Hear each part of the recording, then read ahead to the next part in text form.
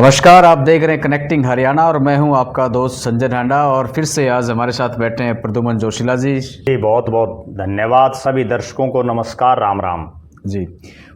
प्रद्युमन जी, जी तीसरी बार भाजपा प्रदेश में सरकार एक तरीके से बनी गई है जी और विधायक दल का नेता भी जी नायब सिंह सैनी को चुन लिया गया है जी अमित शाह की अध्यक्षता में जी और इसके साथ साथ में मुख्यमंत्री नायब सिंह सैनी दूसरी बार प्रदेश में एक तरीके से अपना काम करेंगे। जी और एक खास बात और रहेगी कि पिछले 6 महीने की बात करें तो 2 बार चुनाव हुए हैं। जी नायब सिंह सैनी पहले सांसद थे, उसके बाद में उन्होंने एक विधानसभा करनाल से चुनाव लड़ा था। जी इसके बाद फिर विधानसभा के सारा इलेक्शन हो गया। जी तो ऐसे में पिछले 5 साल में तो एक खास बात और थी उनके सामने, बीजेपी के सामने बात करें तो जैसे भाई पिछली बार तो जजपा के साथ में गठबंधन था, जी निर्दलीय भी उनके साथ में थे और अब एक तरफा सरकार है बीजेपी की। जी निर्दलीय हैं साथ में, पर यह है कि वो बीजेपी के साथ जुड़ गए हैं, लेकिन बीजेपी अपने आप में सक्षम है, पूरी तरीके से उन्होंने अपनी सरकार बना ली है मेजोरिटी के साथ में। बिल्कुल। अब आने वाले जो 5 साल हैं उसमें नायब सिंह सैनी जो वर्तमान मुख्यमंत्री हरियाणा के दूसरी बार, इनके सामने क्या क्या चुनौतियां रहेंगी, किस प्रकार से इन्होंने काम करना चाहिए कि हर वर्ग को ये अपने साथ ले सकें, हर वर्ग को साध सकें, इसके बारे में आपका क्या कहना है? देखो, निश्चित रूप से नायब सिंह सैनी बड़े सौभाग्यशाली भी हैं कि उनको अमित शाह जैसे भारतीय जनता पार्टी के जो नरेंद्र मोदी जी के बाद दूसरे सबसे ताकतवर नेता हैं, उनकी अध्यक्षता में जो विधायक दल की मीटिंग हुई उसमें उनको विधायक दल का नेता चुन लिया गया और प्रदेश के दूसरी बार लगातार वो मुख्यमंत्री बनेंगे जी। और जैसा आपने भी बताया कि पिछला जो उनका कार्यकाल था उस कार्यकाल में तो वो कुछ बहुत खास करने के लिए उनके पास समय ही नहीं था। हाँ, क्योंकि लोकसभा चुनाव के दौरान ही उनको प्रदेश का मुख्यमंत्री बनाया गया जी। जैसे ही चुनाव संपन्न हुए उसके तुरंत बाद उनको 2 महीने का समय मिला और फिर विधानसभा चुनाव दोबारा से डिक्लेयर हो गए। जी बिल्कुल। अब नायब सिंह सैनी फुल फ्लैश 5 साल प्रदेश के मुख्यमंत्री रहेंगे। हालांकि ये सब निर्भर भारतीय जनता पार्टी की हाईकमान पर रहेगा, क्योंकि जब चाहेगी पार्टी आला कमान तो उनको बीच में भी हटा सकती, कोई बड़ी बात नहीं है, लेकिन ऐसी कोई संभावनाएं आज के दिन दिखाई नहीं दे रही हैं। ठीक बात। सबसे बड़ी बात यह है कि अब नायब सिंह सैनी को, चूंकि अभी तो वो भारतीय जनता पार्टी के विधायक दल के नेता बने हैं, बीजेपी की तरफ से उनको मुख्यमंत्री बना दिया गया है। बिल्कुल। अब उनको पूरे हरियाणा प्रदेश का मुख्यमंत्री बन करके और पूरे हरियाणा प्रदेश के सभी 90 के 90 विधानसभा क्षेत्रों में सभी 36 बिरादरी को साथ लेकर के काम करने चाहिए। बिल्कुल। और उनको एक ऐसे पैरामीटर सेट कर देने चाहिए अपने, ताकि युगों युगों तक लोग याद रखें कि प्रदेश में एक ऐसा युवा मुख्यमंत्री बना जी जिसने इतना विकास किया। ठीक बात है। जिस तरह से आज भी चौधरी बंसीलाल का जिक्र पूरा देश करता है कि चौधरी बंसीलाल ने किस तरह से हरियाणा का जो है इंफ्रास्ट्रक्चर और हरियाणा का जिस तरह से उन्होंने नक्शा बदलने का काम किया, उसी तरह से नायब सिंह सैनी, उस समय तो बहुत कम संसाधन थे प्रदेश के पास, अब तो संसाधनों की भी कोई कमी नहीं है, ऊपर नीचे भी बीजेपी की सरकार है। नायब सिंह सैनी के सामने मैं जो सबसे बड़ी चुनौती आज के दिन मान रहा हूँ वो यही मान रहा हूँ कि भले ही भारतीय जनता पार्टी तीसरी बार लगातार प्रदेश में सत्ता में आ गई है, उसके बावजूद एक बहुत बड़ा वर्ग जो किसान वर्ग कह सकते हैं, जाट को हम कह सकते हैं, वो कहीं ना कहीं आज भी भारतीय जनता पार्टी के साथ उस स्तर पर नहीं लग पा रहा है जिस स्तर पर लगना चाहिए। ठीक बात। हालांकि देश के प्रधानमंत्री नरेंद्र मोदी जी की कई ऐसी योजनाएं हैं जो किसानों के हित में भी रही हैं, जैसे किसानों को 2-2 हज़ार रुपये जो खाते में उनके हर 4 महीने में वो डाल रहे हैं, आज तक किसी सरकार ने नहीं डाली। ठीक बात। इतने साल देश में तमाम पार्टियों की सत्ता रही जी। सबसे बड़ी बात तो किसान वर्ग का और विशेषकर जाट समुदाय का दिल जीतने की बात है। जब मनोहर लाल खट्टर जी का राज था तो उस समय पिछला जो मोदी जी का कार्यकाल था, 13 महीने लगातार किसान सड़कों पर बैठे रहे। बिल्कुल। और किसान आंदोलन हुआ बहुत बड़े स्तर पर। तो एक तो इस बार कोई इस तरह की मूवमेंट ना हो पाए, उसके लिए नायब सिंह सैनी जी को पहले से ही किसान वर्ग को, और मुझे ये कहने में भी कोई गुरेज नहीं है कि कहीं ना कहीं मनोहर लाल खट्टर के मुकाबले नायब सिंह सैनी व्यवहार में भी सॉफ्ट हैं। नायब सिंह सैनी एक समझौतावादी टाइप के व्यक्ति प्रतीत हो रहे हैं। जी बिल्कुल। और कहीं ना कहीं जो उनका 6 महीने का कार्यकाल रहा है उसमें भी कोई ऐसा घटनाक्रम उन्होंने हरियाणा प्रदेश में नहीं होने दिया जिसका कहीं ना कहीं कोई उनके दामन पर दाग लगे। जी बिल्कुल। तो निश्चित रूप से सबसे पहले तो उनको किसान वर्ग और जो जाट समुदाय है उसका दिल जीतने का काम करना चाहिए। बहुत से लोगों के दिमाग में एक चीज़ है कि भारतीय जनता, हालांकि मैं उसको केवल ये मानता हूं कि बहुत से लोगों का एक मात्र ये भ्रम है, कोई भी पार्टी कभी किसी जाति के खिलाफ नहीं हो सकती। और बहुत से लोगों का इस तरह का एक मन में भ्रम है कि बीजेपी जाटों के खिलाफ है, जबकि मेरा ऐसा मानना निजी तौर से कि भारतीय जनता पार्टी ने जगदीप धनखड़ जो देश के उपराष्ट्रपति, पहला जाट उपराष्ट्रपति भारतीय जनता पार्टी ने बनाने का काम किया। बिल्कुल। हरियाणा से आचार्य देवव्रत को राज्यपाल बनाया, वो भी जाट समुदाय से हैं। बिल्कुल। भारतीय जनता पार्टी ने लगातार पहले ओम प्रकाश धनखड़ को प्रदेश का अध्यक्ष बनाया, सुभाष बराला को उनसे पहले प्रदेश का अध्यक्ष बनाया, दोनों जाट समुदाय से आते हैं। जी।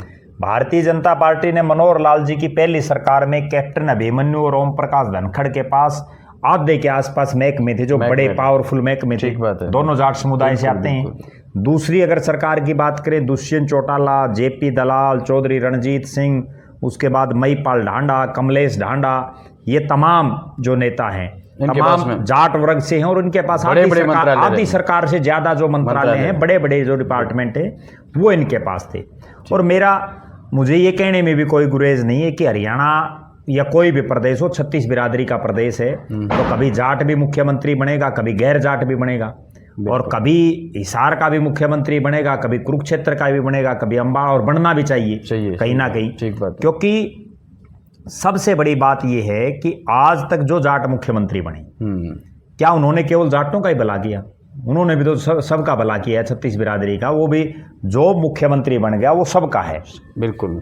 तो निश्चित रूप से एक तो नायब सिंह सैनी जी को, उन जाटों को, उन किसान वर्ग को ये भरोसा दिलाना चाहिए कहीं ना कहीं, जिनको ये भ्रम है कि बीजेपी जाटों के विरोधी है। ठीक बात है। और उसके लिए एक और बड़ी गजब बात बताऊं, हालांकि ये कई बार नहीं होता। चौधरी भजनलाल चूंकि बिश्नोई कोई जाति नहीं अलग से, ठीक है, चौधरी भजनलाल जो बिश्नोई हैं वो कहीं ना कहीं जाटों से ही निकले हुए, बिल्कुल निकले हैं। तो चौधरी भजनलाल जी ने भी अपनी फर्द तक भी दिखाई थी कि मैं जाट हूं, लेकिन जाटों ने तब भी उनको एक्सेप्ट नहीं किया था, और आखिरकार उनको अपनी रणनीति बदलनी पड़ी राजनीति में, और वो रणनीति बदलते वो गैर जाट के नेता बन गए, मुख्यमंत्री बने, प्रदेश के बड़े नेता बने। तो कहीं ना कहीं ऐसा ना हो कि बीजेपी को अपनी रणनीति ही बदलनी पड़े, जाटों को भी ये चीज समझनी पड़ेगी। अच्छा, फर्द तक दिखा दी थी? जी बिल्कुल, उन्होंने अपनी फर्द दिखाई थी और ये कहा था कि ये देखो मैं जाट हूँ। अच्छा। लेकिन जाटों ने फिर भी नहीं मानी। अब हिसार में जो जाट धर्मशाला की जगह है वो चौधरी भजनलाल ने दी हुई है। अच्छा। लेकिन नहीं समझ मारी लोगों को, तो कहीं ना कहीं उनका पत्थर लगा हुआ है। कहीं ना कहीं आज भी मेरा ये मानना है कि नायब सिंह सैनी को एक पहल करनी चाहिए, क्योंकि वो इस परिवार के मुखिया हैं, प्रदेश के मुखिया हैं आज के दिन। बिल्कुल। तो उनको ये पहल करनी चाहिए कि दोबारा से इस तरह की कोई मूवमेंट ना हो। जी। गुरनाम सिंह चढ़ूनी जी का एक बयान आया, हालांकि उसके बाद जो जिस तरह से उन्होंने बयान दिया कि किसान आंदोलन के बाद हमने कांग्रेस के पक्ष में एक माहौल बनाने का काम किया, तो कहीं ना कहीं ये दर्शा रहा है कि जो किसान आंदोलन है उसमें भी कुछ लोग प्रो कांग्रेसी दिखाई दे रहे हैं, जो कहीं ना कहीं कांग्रेस को फायदा पहुंचाना चाहते थे। ठीक है। और अब उनकी कलियां खुलनी शुरू होगी। तो मेरा ऐसा मानना है कि सबसे पहला काम तो उनको ये करना चाहिए जी, कि किसी भी तरह से जाट समुदाय, किसान वर्ग, इनका दिल जीतने का काम नायब सिंह सैनी करे। दूसरी जो उनके सामने मैं एक जो चुनौती मान रहा हूँ, वो चुनौती ये है कि जिस तरह से मनोहर लाल खट्टर जी का 9.5 साल का कार्यकाल रहा और उसके बाद जो नायब सैनी जी का कार्यकाल रहा, उसमें वो कहीं ना कहीं मनोहर जी की छत्र छाया में ही रही। हाँ बिल्कुल। और अमित शाह जी का आना एक पर्यवेक्षक के तौर पर इतने बड़े नेता का, और उनके द्वारा ऐलान करना कहीं ना कहीं ये दर्शा रहा है कि अब भारतीय जनता पार्टी का हाईकमान भी ये चाहता है कि नायब सिंह सैनी मनोहर जी की छत्र छाया से निकल करके और अपने स्तर पर फुल फ्लैश अपने स्तर पर काम करें। बिल्कुल। और उनको ये दिखाना चाहिए कि प्रदेश का मुख्यमंत्री मैं हूं, और ऐसे काम होते हैं, और ऐसे काम होते हैं जी। तो लोग जो मनोहर जी के कार्यकाल से जो लोग नाराज हैं, कहीं ना कहीं जो लोग नाराज हैं वो भी बीजेपी के साथ लग सकते हैं। वो ये देखेंगे कि नायब सिंह सैनी तो बहुत बढ़िया काम कर रहा है। बिल्कुल। अब ये निर्भर सारा नायब सिंह सैनी पे करेगा कि वो किस तरीके से नायब सरकार चला पाते हैं। और इस बार उनके सामने एक बहुत बड़ी चुनौती जो है वो ये भी है कि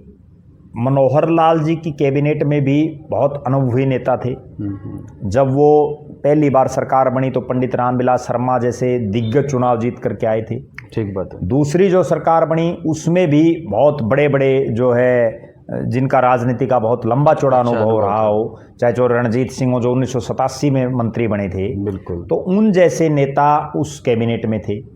अब नायब सिंह सैनी जी के सामने एक बहुत बड़ी समस्या ये भी आएगी कि उनकी जो कैबिनेट है या जो बीजेपी के 48 विधायक जीते हैं, बिल्कुल, भले ही उनमें अनिल विज बहुत अनुभवी हैं, लेकिन अनिल विज की सबके साथ पटरी नहीं खाती, अक्सर वो जो है आउट हो जाते हैं पटरी से। बिल्कुल। तो कहीं ना कहीं जो बहुत कम जिन लोगों को अनुभव है ऐसे विधायक जीत करके आए हैं, बिल्कुल, तो उनमें भी एक तारतम्य बना करके और सरकार को चलाना है। क्योंकि नए विधायकों को जब मंत्री बनाया जाएगा तो निश्चित रूप से उनको समझने में भी समय लगेगा। इसका फायदा भी हो सकता है प्रद्युमन जी। देखो, निश्चित रूप से फायदा इसका इसलिए हो सकता है, मैं जो समझ पा रहा हूँ कि आदमी को अगर 5-10 साल उसने सत्ता में रहा है तो जो उसके अंदर जो वो कर सकता वो तमाम एफर्ट्स उसने कर लिए। बिल्कुल। नया जो खून होता है, नया आदमी होता है, उसके अंदर नया दिमाग होता है। बिल्कुल। नए दिमाग से वो चलेगा। आपको एक बड़ी गजब बात बताता हूँ।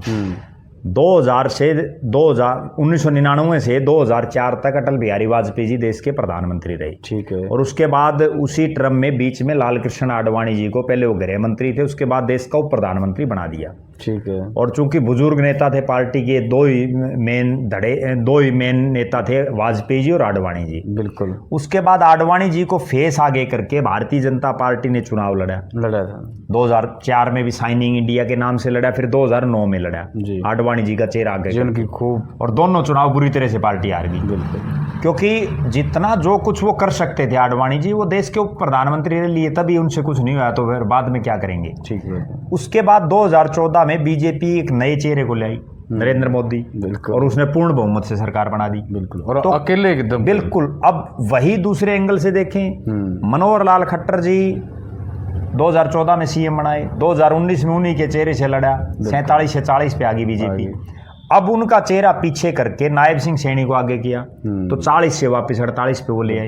और हरियाणा के इतिहास में पहली बार सबसे ज्यादा सीटें आई, तीसरी बार लगातार सरकार बनी। वरना तो तीसरी बार सरकार की कोई सोच नहीं सकता। तीसरी बार तो मतलब ये लगा लो कि अलायंस में सरकारें लगभग बनती हैं। हरियाणा जैसे स्टेट में जहां राजनीतिक रूप से लोग बहुत ज्यादा जागरूक हैं, बिल्कुल, जो दिल्ली को 3 तरफ से घेरे हुए है, वो कहीं ना कहीं यहाँ का मतदाता, हर मतदाता जागरूक है। बिल्कुल। और वहाँ तीसरी बार लगातार सरकार लाना, तो कहीं ना कहीं नायब सिंह सैनी नया खून है। बिल्कुल। और मुझे ऐसा लग रहा है कि वो नायब सिंह सैनी में एक काबिलियत और भी ये है कि जमीन से उठा हुआ आदमी है, और वो सभी को साथ लेकर के चल सकता है। बिल्कुल। और उसने ये दिखाया भी है। मैं आज एक अखबार में पढ़ रहा था कि नायब सिंह सैनी जो है ना जी, यानी कि किसी टाइम पर फोटो स्टेट या कंप्यूटर ऑपरेटर के तौर पर स्टेट की दुकान थी उनकी, कंप्यूटर ऑपरेटर कह लीजिए, जो प्रिंट निकालते हैं। और मनोहर लाल जी वहाँ जब ये संघ का काम देखते थे, तो उनकी गाड़ी भी, तो उस समय नारायणगढ़ में उनकी वो दुकान थी, उस समय वो वहाँ उनसे फोटो स्टेट वगैरह करवाते थे। तो वो आपस में प्यार प्रेम हो गया। जब वो, क्योंकि हम भी किसी दुकानदार से अगर 20, 30, 50 बार लगातार जाते तो रूटीन में जाएंगे तो निश्चित रूप से वो पारिवारिक बन जाता आदमी। बिल्कुल बिल्कुल। उसके बाद वो उनकी गाड़ी भी चलाने लग गए इमरजेंसी में। और फिर जो है नारायणगढ़ से उनको टिकट दी, जिला के प्रधान उनको बनाया गया। वो हारे चुनाव, उसके बाद अगला चुनाव वो जीते, फिर उनको एमपी की टिकट दे दी गई। जबकि जो उनका जो गांव है, उनका जो हल्का नारायणगढ़, वो कुरुक्षेत्र पार्लियामेंट में भी नहीं है। ठीक बात है। वो तो जो है अम्बाड़ा पार्लियामेंट में है। उसके बावजूद उनको कुरुक्षेत्र से टिकट दी। आप उनको भाग्यशाली ये देखिए, भाग्यशाली के साथ साथ मैं ये समझता हूँ कि उनकी काबिलियत है। ठीक बात है। काबिलियत के दम पर वो नारायणगढ़ से कुरुक्षेत्र में एमपी बनते हैं। एमपी बनने के बाद उनको प्रदेश का अध्यक्ष बनाया जाता है। प्रदेश अध्यक्ष बनाने के कुछ ही दिन बाद उनको जो है मुख्यमंत्री, और एक और गजब बात है डांडा साहब, वो हरियाणा प्रदेश के वो इकलौते शख्स बन गए हैं जो भारतीय जनता पार्टी के प्रदेश के अध्यक्ष भी रहे और उसी दौरान मुख्यमंत्री भी रहे, दोनों पद एक साथ संभालने वाले। बहुत बड़ी बात, ठीक बात। क्योंकि पार्टी ने संगठन को भी उनके ऊपर छोड़ दिया और सरकार को भी उनके ऊपर छोड़ दिया। कितनी बड़ी मतलब काबिलियत उनकी है, चुनौती देख। वरना भारतीय जनता पार्टी में तो एक व्यक्ति एक पद का सिद्धांत है। बिल्कुल। यहाँ तो जब अमित शाह जी देश के गृह मंत्री जब उनको बनाया गया तो उन्होंने भी बीजेपी के राष्ट्रीय अध्यक्ष पद से रिजाइन दिया। ठीक बात है। तो कहीं ना कहीं नायब सिंह सैनी की काबिलियत, और सबसे खास बात मैं जो समझ पा रहा हूं वो ये है कि मुख्यमंत्री बनने के बावजूद वो लगातार एक आम आदमी की तरह लोगों से मिले। बिल्कुल ठीक है, मुख्यमंत्री का एक सुरक्षा का घेरा होता है क्योंकि वो प्रदेश के नंबर 1 हैं, तो कहीं ना कहीं सुरक्षा भी उनकी बहुत मायने रखती है। बिल्कुल। उसके बावजूद जिस तरह से वो उनका बर्ताव रहा, और मेरी बहुत बार उनसे मुलाकात हुई, बहुत बार उनसे फोन पर भी बात हुई, जैसे वो एक एमएलए थे, जैसे वो एक एमपी थे, वही नेचर आज उनका मुख्यमंत्री बनने के बाद है। ठीक बात। कहीं कोई चेंज नहीं है। बिल्कुल। अब हम जो चुनौतियों की बात कर रहे थे उसमें इनके अलावा अगली जो उनके ऊपर जो चुनौती मैं जो समझ पा रहा हूं वो ये चुनौती है कि वो प्रदेश का समान रूप से विकास करें। 90 के 90 विधानसभा क्षेत्रों में कहीं वो ये मत देखें कि हमारा विधायक जीत्या, हमारा विधायक नहीं जीत्या। अगली जो बड़ी बात है वो ये है कि इस बार 6 जाट विधायक जीते हैं जी, और 6 में से महिपाल ढांडा और जो कृष्णा गहलावत हैं वो पहले भी विधायक रही हैं, दोनों पहले मंत्री भी रहे हैं। बिल्कुल। उनके अलावा चाहे वो उमेद पातुवास जीते हों, चाहे वो जो है श्रुति चौधरी जीती हों, वो विधायक कभी नहीं रही, एक बार एमपी बनी हैं जी, और चाहे वो सुनील सांगवान पहली बार जीते हैं और रणधीर पनियार वो भी पहली बार जीते हैं। पिछली बार जाट चेहरे उनके साथ काफ़ी थे, चाहे वो जयप्रकाश दलाल हों, जो रणजीत सिंह हो, चौरी देवीलाल के बेटे हैं, और ये बड़े थे सारे, और उससे पहले दुष्यंत चौटाला भी थे। ठीक बात है। तो कहीं ना कहीं वो बड़े चेहरे थे। तो उस लिहाज से मेरा ऐसा मानना है कि इस बार उनको तमाम जो विधायक हैं उन सबको साथ लेकर के और चलना चाहिए। और प्रदेश का अगर वो सर्वांगीण विकास करेंगे तो निश्चित रूप से एक और गजब बात है वो ये है कि कांग्रेसियों का विशेषकर मनोबल पूरा टूट चुका है। अगर अब नायब सिंह सैनी को सबसे पहले तो पूरे हरियाणा प्रदेश के 90 के 90 हलकों में धन्यवादी दौरे करने चाहिए लोगों। ठीक बात है।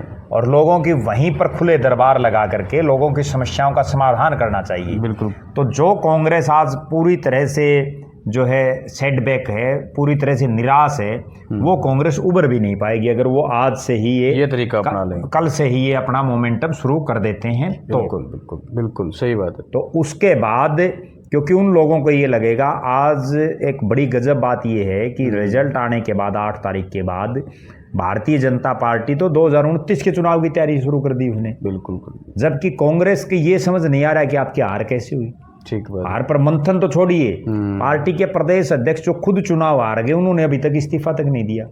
बिल्कुल ठीक बात है। उन्होंने अपनी जिम्मेदारी तक नहीं मानी। चौधरी भूपेंद्र सिंह हुड्डा का एक ये बयान तक नहीं आया कि मैं रिस्पॉन्सिबल हूँ इस हार के लिए। ठीक बात है। तो कहीं ना कहीं आज भी कांग्रेस वही पुराने ढर्रे पर चल रही है, जबकि भारतीय जनता पार्टी लगातार एक चुनाव खत्म हुआ उसके बाद अगले चुनाव की तैयारी में जुट जाती है और यही उसकी सफलता का मेन कारण है, मेन राज है। बिल्कुल।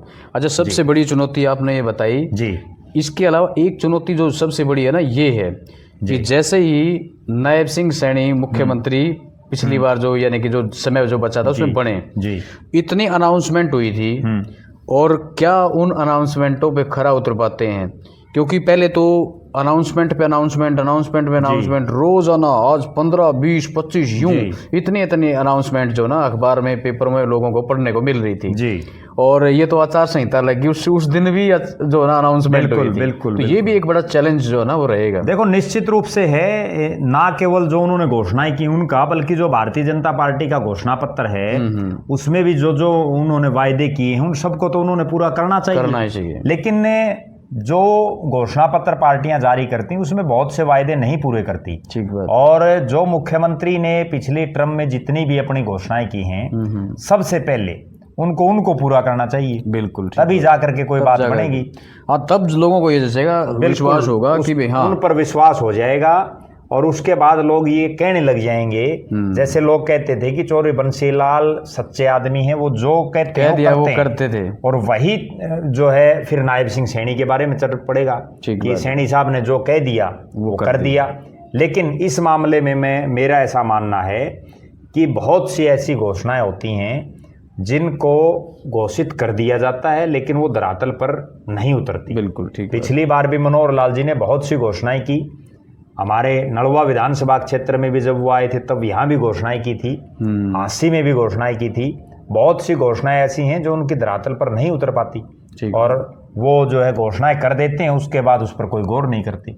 और जनता भी बहुत ज़्यादा जागरूक नहीं है कि प्रदेश का मुखिया जब किसी चीज़ की घोषणा कर रहा है तो जो है उसके पीछे लग करके और उन घोषणाओं को पूरा करवाना चाहिए, लेकिन नहीं करवाते कई बार। बिल्कुल। तो निश्चित रूप से जो घोषणा पत्र है और जो घोषणाएं की हैं उनको तुरंत प्रभाव से पहली कलम से उनको पूरा करना चाहिए। और एक और खास बात उनके ऊपर जो एक बहुत बड़ी चुनौती मैं जो समझ रहा हूँ जी, 9.5 साल के मनोहर लाल जी के सरकार में भी और 6 महीने की नायब सिंह सैनी की सरकार में भी अफसरशाही बड़ी हावी रही। विपक्ष के द्वारा भी और आम जनता के द्वारा भी बार बार एक ही सवाल किया जाता रहा कि इस सरकार में अफसरों की चलती है, मनोहर लाल जी की सरकार में एमपी एमएलए और मंत्रियों के ऊपर से ज्यादा अफसरों की चलती है। बिल्कुल। और नायब सिंह सैनी ने कई बार ये दर्शाने का भी प्रयास किया, उन्होंने बार बार ये यहाँ तक भी उनको कहना पड़ा, और वैसे तो बड़ी शर्म की भी बात है, दूसरी तरफ बड़ी गर्व की भी बात है कि हमारे जो कार्यकर्ता हैं वो चौधरी हैं और सभी अफसरों को उनके काम करने चाहिए। ये बात प्रदेश के मुख्यमंत्री को कहनी पड़ी। तो कहीं ना कहीं अफसरशाही हावी है, इस बात का अंदेशा उनको भी है। तो एक तो जो अफसरों का नेक्सस बना हुआ है, जो अफसरों का एक पूरी तरह से उन्होंने जो एक जंजाल में जो है पूरी सरकार को ले रखा था 10 साल के कार्यकाल में, उसको तोड़ते हुए और अफसरों को ये स्पष्ट निर्देश होने चाहिए कि वो जनता की बात सुने। ठीक बात है। और जब जनता की ना केवल सुने बल्कि जायज काम उनके करें, क्योंकि बहुत से ऐसे काम हैं जो मुख्यमंत्री के पास जाने की जरूरत ही नहीं है। छोटे छोटे काम हैं जो एक क्लर्क कर सकता है लेकिन नहीं करना चाहते कई बार। बिल्कुल ठीक। हमारे पास ऐसे ऐसे लोग आते हैं जिनका बिल्कुल छोटे से छोटा काम कहीं किसी की कोई फैमिली आईडी में है, कोई आधार कार्ड है, कोई उसका गैस का कनेक्शन है, ये जो छोटे छोटे काम हैं ये तक भी नहीं बन पाते। ठीक बात है। तो कहीं ना कहीं अफसरशाही पर एक लगाम लगाते हुए और उनको ये दिखाना होगा, जिस तरह से चौधरी बंसीलाल और चौधरी ओम प्रकाश चौटाला का राज था कि उन्होंने अफसरशाही पर एक लगाम रखी, उस तरह का काम नायब सिंह सैनी को और उनकी कैबिनेट को करना चाहिए। ठीक बात है, बहुत ये बहुत जरूरी है। बिल्कुल बिल्कुल सही बात। तभी ये पता चलेगा कि वास्तव में मुख्यमंत्री नायब सिंह सैनी हैं और सरकार नायब सिंह सैनी चला रहे हैं। वरना तो इस सरकार पिछली सरकारों में तो ये था कि अफसर सरकार चलाने जी, और मंत्रियों तक की भी नहीं। एक और ऑन रिकॉर्ड बात ये है, प्रदेश के एक बहुत ताकतवर मंत्री को ये कहना पड़ा मुख्यमंत्री के साथ जब उनकी मीटिंग थी कि डीसी तक मेरा फोन नहीं सुनता। ठीक बात है। जबकि मंत्री प्रोटोकॉल में डीसी से ऊपर है। लेकिन इस बार इस तरह के उदाहरण ना मिलें तो ज्यादा बेहतर रहेगा। सही बात है, बिल्कुल अच्छी बात है जी। ठीक बात है। हालांकि अनिल विज ने अपना थोड़ा सा ना वो बना के नहीं, अनिल विज का भी मेरा ऐसा मानना है कि उन्होंने बेशक फूंफा खूब करी लेकिन चली उनकी भी नहीं जी। हिसार में जब वो ग्रीवेंस कमेटी के चेयरमैन थे, यहाँ एक डीएसपी को उन्होंने सस्पेंड किया। अच्छा। और उसके बाद वो कुछ भी नहीं हो पाया उसका। उसके बाद उन्होंने ये कहा कि जब तक ये कार्रवाई मुख्यमंत्री जी नहीं करेंगे मैं मीटिंग नहीं लूंगा। उन्होंने मीटिंग भी नहीं ली। उनका पूरा कार्यकाल निकल गया। जब जितने दिन वो हिसार कष्ट निवारण समिति के चेयरमैन रहे वो एक दिन भी नहीं आई जी। उसके बाद जब डॉक्टर बनवारी लाल को पहले चौधरी रणजीत सिंह थे, रणजीत सिंह के बाद अनिल विज को बनाया गया। उन्होंने 1-2 मीटिंग ली, उसमें उन्होंने 1-2 को सस्पेंड किया, वो सस्पेंड हुए नहीं ऊपर से।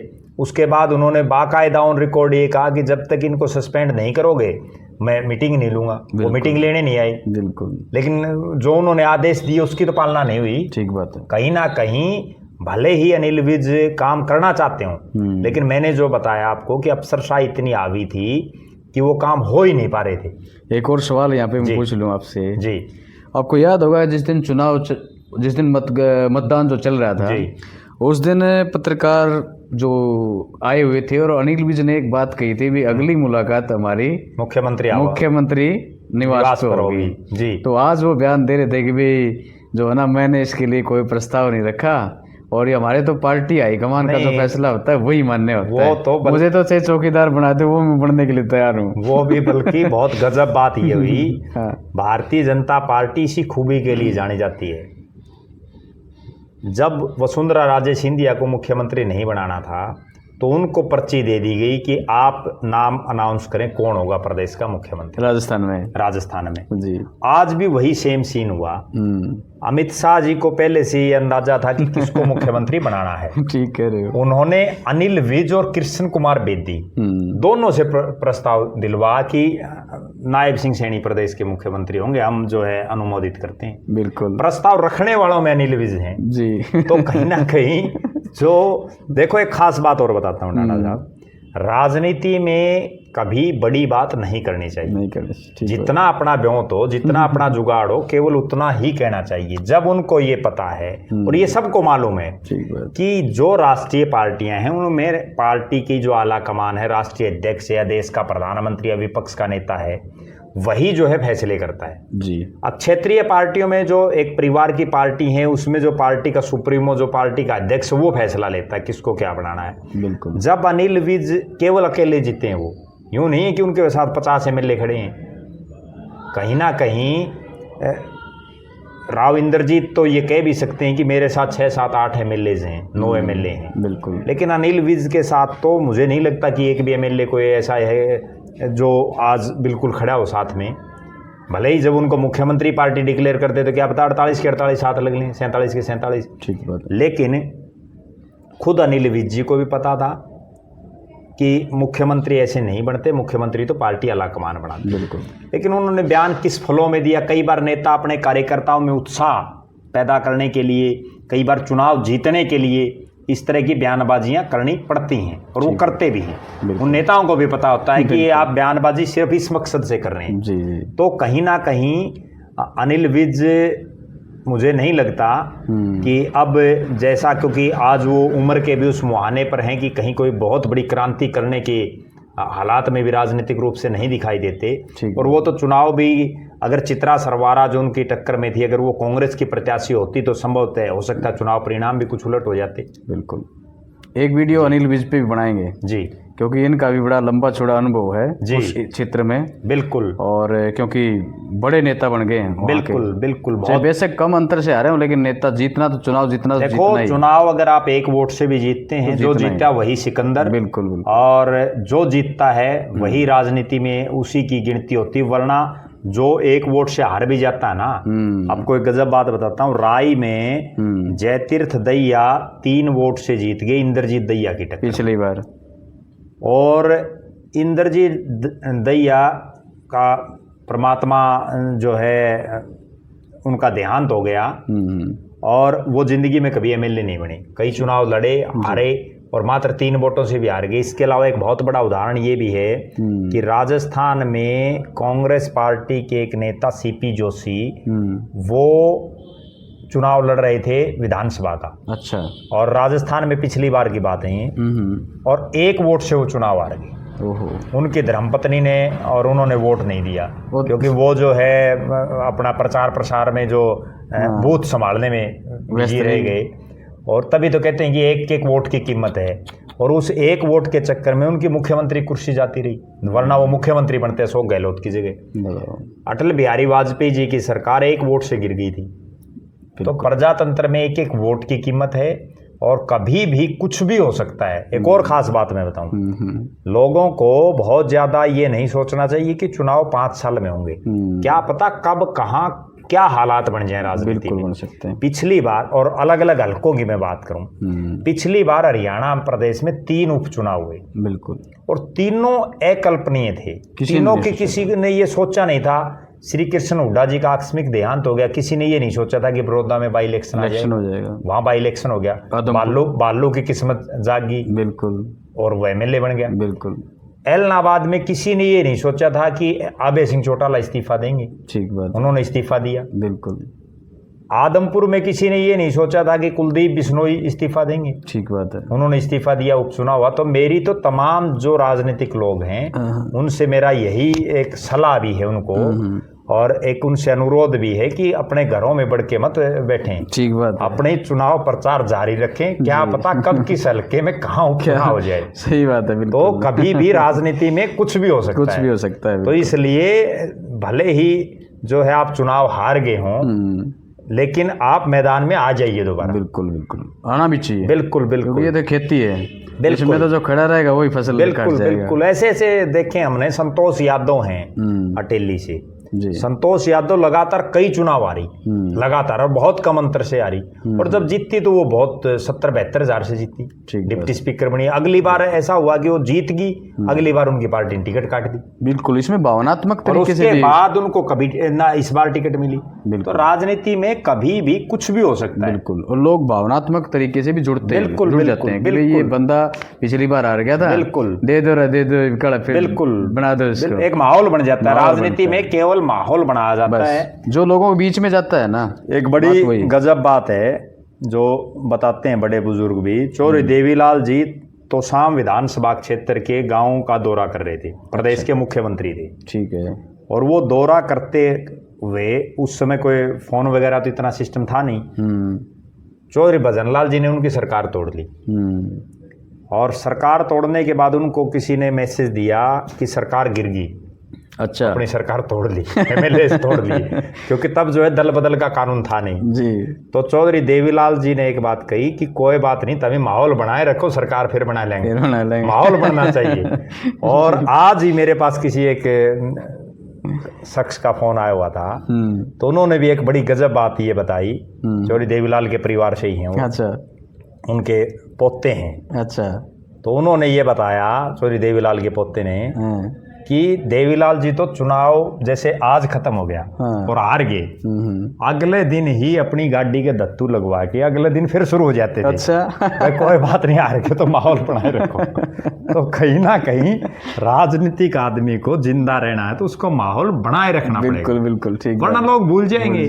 आप एक बात बताओ, और तमाम दर्शक भी इस चीज को देखें जी, जो नेता 10 साल से राजनीतिक सिनेरियो से गायब है या 5 साल से गायब है, उनको जो उनके वर्कर वही भूल जाते हैं। बिल्कुल, भाई 5 साल की था जवाब पूछ, और छोड़ो, आप अपना कोई रिश्तेदार हो, अपना कोई नजदीकी हो, वो अगर 5 साल अपने घर नहीं आए तो उसकी शक्ल भूल जाते हैं लोग। ठीक बात है, बिल्कुल, क्योंकि चेंज हो जाती है शक्ल। बिल्कुल, तो कहीं ना कहीं ये खेती है, और ये आपका एक तरह से जो है राजनीति एक पेशा है। बिल्कुल, और इसमें आपको अगर जमे रहना है और कुछ कामयाबी हासिल करनी है तो हार को ना सोचते हुए तुरंत प्रभाव से जुट जाना चाहिए, और जो जीते हैं उनको भी लग जाना चाहिए, बल्कि धन्यवादी दौरा उनको भी करना चाहिए। और ठीक है, मैं वोट दिए वो भी ठीक है। कल ही मैं एक और गजब बात बताऊं, कल ही मेरी 2 नए जो विधायक बने बीजेपी की, उनसे बात हो रही थी। अच्छा, 2 विधायकों मेरे पास फोन आया, तो उनसे मेरी बात हो रही थी, तो मैं उनको एक ही सलाह दे रहा था। अच्छा, माँ विधायक आप 5 साल के लिए बने हो,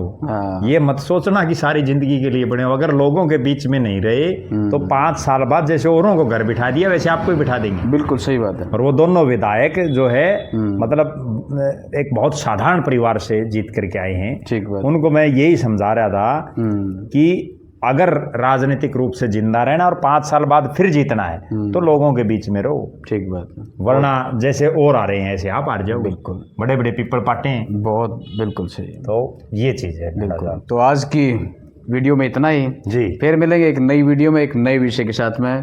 तब तक के लिए मुझे और प्रद्युमन जी को दें इजाज़त। बहुत बहुत धन्यवाद, नमस्कार। ठीक है, ये तो है ना प्रद्युमन जो 1-1 मिनट वाली बता रहे थे ना आप, हाँ, जो 1-1 वोट वाली।